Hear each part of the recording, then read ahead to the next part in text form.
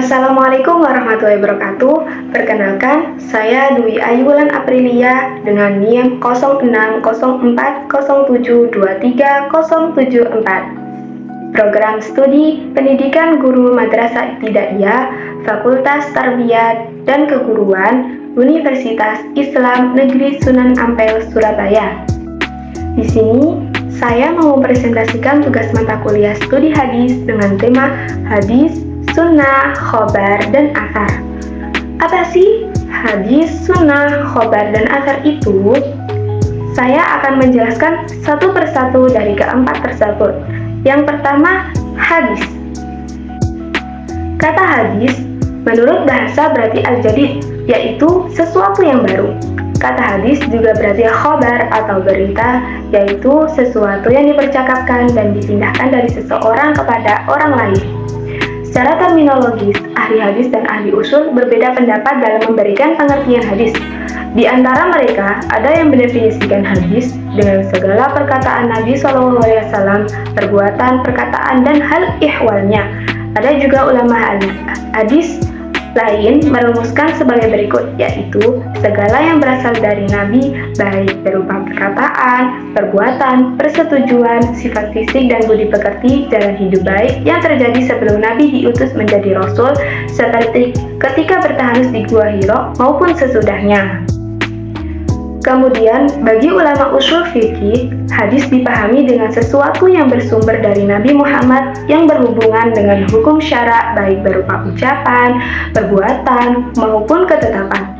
Di antara para ulama hadis, ada yang mendefinisikan hadis secara logat. Menurut mereka, hadis mempunyai pengertian yang lebih luas, yang tidak hanya terbatas pada sesuatu yang disandarkan kepada Nabi semata, yaitu hadis al-marfu, melainkan juga segala yang disandarkan kepada sahabat, yaitu hadis al-mauquf, dan tabi'in, yaitu hadis al-maqtu'. Dari berbagai hadis, diketahui terdapat berbagai bentuk hadis, yaitu yang pertama, hadis yang berupa perkataan Nabi, hadis qauli. Yang kedua, hadis yang berupa perbuatan Nabi, hadis fi'li. Yang ketiga, hadis yang berupa hal ihwal atau hadis ahwali. Dan yang terakhir atau yang keempat, hadis yang berupa cita-cita Nabi yang belum terlaksana atau hadis hami. Selanjutnya yang kedua yaitu sunnah. Menurut bahasa, sunnah berarti jalan dan kebiasaan yang baik atau yang jelek, atau dikatakan pula dengan jalan atau yang dijalani, baik terpuji maupun tercela. Sunnah juga bisa diartikan dengan jalan yang lurus, berkaitan dengan pengertian dari sudut kebahasaan. Rasulullah SAW bersabda, barang siapa yang menunjukkan pada suatu kebaikan, maka baginya seperti pahala orang yang mengerjakan kebaikan itu. Hadis riwayat Muslim.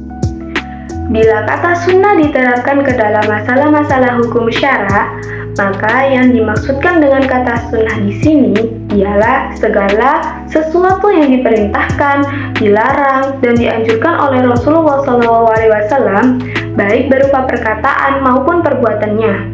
Adapun sunnah menurut ahli hadis ialah segala yang bersumber dari Nabi SAW, baik berupa perkataan, perbuatan takrir, tabiat, budi pekerti maupun perjalanan hidupnya, baik sebelum diangkat menjadi Rasul maupun sesudahnya. Berbeda dengan ahli hadis, ahli usul fikih mendefinisikan sunnah dengan perkataan-perkataan, perbuatan-perbuatan, dan ketetapan-ketetapan Rasulullah SAW yang menjadikan hukum-hukum itu tetap dan kuat. Lanjut yang ketiga yaitu pengertian khobar. Secara bahasa, khobar berarti warta berita yang disampaikan seseorang kepada seseorang. Dari sudut pendekatan bahasa ini, kata khobar sama artinya dengan hadis. Sedangkan secara istilah, khobar adalah berita baik yang datang dari Nabi SAW, sahabat, ataupun berita dari tabi'in. Ulama lain mengatakan bahwa khobar adalah sesuatu yang datang selain dari Nabi SAW, sedangkan yang datang dari Nabi SAW disebut hadis. Pada keduanya, berlaku kaidah umuman wa khususon mutlak, yaitu bahwa tiap-tiap hadis dapat dikatakan khobar, tetapi tidak setiap khobar dapat dikatakan hadis. Dari segi subjek yang menjadi sandaran, khobar lebih bersifat umum karena tidak mesti datang dari Rasulullah SAW, tetapi bisa datang dari Rasulullah, sahabat, maupun tabi'in. Yang terakhir atau yang keempat, yaitu asar. Pengertian asar secara bahasa berarti bekasan sesuatu atau sisa sesuatu. Sedangkan menurut ahli hadis, asar adalah sama atau identik dengan khobar, hadis, dan sunnah. Karena itulah, seorang hadis juga disebut sebagai athari yang dinisbatkan kepada asar itu sendiri. Jumhur ahli hadis mengatakan bahwa asar sama dengan khobar, yaitu sesuatu yang disandarkan kepada nabi, sahabat, dan tabi'in. Sedangkan menurut ulama Khirasan, bahwa asar untuk yang al-mauquf dan al-khobar untuk yang al-marfu'. Sekian dari presentasi saya. Terima kasih sudah menonton video ini. Semoga presentasi ini dapat menambah wawasan Anda, dan apabila ada tutur kata yang kurang berkenan di hati Anda, mohon untuk dimaafkan. Selamat siang dan sampai jumpa. Wassalamualaikum warahmatullahi wabarakatuh.